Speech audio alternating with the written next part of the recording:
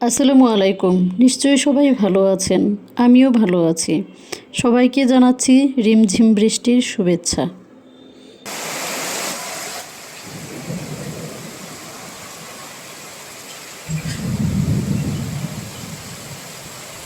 বৃষ্টির শব্দ সুমধুর হলেও ঢাকা শহরে বৃষ্টি মানেই বিরাট এক প্যারা।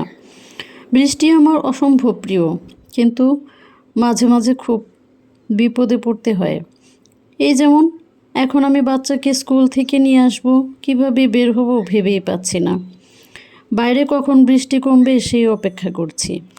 কাজের ফাঁকে ফাঁকে উঁকি দিয়ে দেখছি বৃষ্টি কমলো কিনা। কিছুটা বৃষ্টি কমলে মানুষের যাতায়াত বেড়েছে। এই ফাঁকে আমাকে বের হতে হবে, কিন্তু বাইরে যে বজ্রপাত, আর বজ্রপাতে আমার খুব ভয়। এত কিছু ভাবার সময় নেই এখন। এতক্ষণে হয়তোবা স্কুল ছুটি হয়ে গেছে।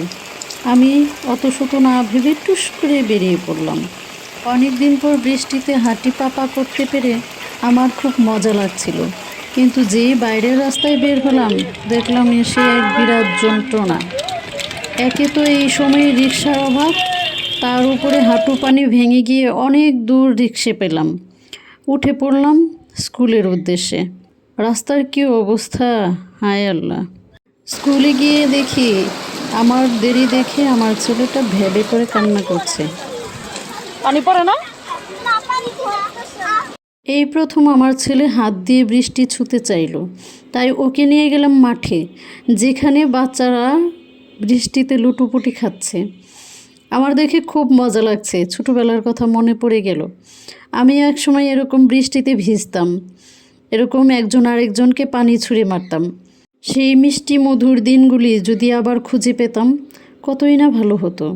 আমার ছেলেকে জোর করে নিয়ে গেলাম, ও কিছুটা উপভোগ করুক বৃষ্টিতে ভিজতে কেমন লাগে।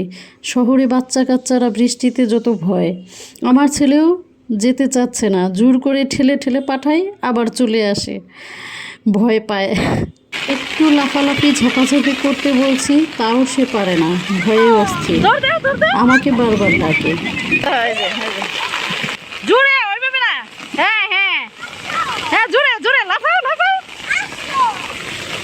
লাফাও লাফাও লাফাও। এইদিকে এইদিকে পানি দাও, এইদিকে আমার দিকে পানি দাও, দাও পানি দাও পা দিয়া।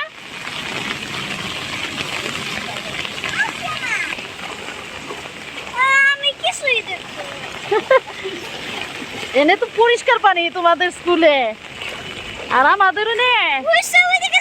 আসো। ছেলের লাফালাফিতে আমি খুব মজা পেয়েছি। আমারও ইচ্ছে করছিল ছোটো বাচ্চাদের মতো লাফালাফি করি, কিন্তু সেটা তার সম্ভব না। এখন আমি মা হয়ে গেছি, আবার শুরু হয়ে গেল সেই পানিতে পথ চলা। কিন্তু রিক্সাগুলো একদমই এগোতে চাচ্ছে না, কারণ পানিতে তাদের গতি কমে গিয়েছে। তো আমি আর আমার ছেলে সেই টুকটুক টুকটুক করে গল্প করতে করতে যাচ্ছি, সেই জ্যাম পড়ে গেছে। বাসায় যেতে না যেতে শুরু হয়ে গেছে দুই ভাই বোনের ঝগড়াঝাটি, কুস্তাকুস্তি। কী আর বলবো। সবাই ভালো থাকবেন, খোদা হাফেজ।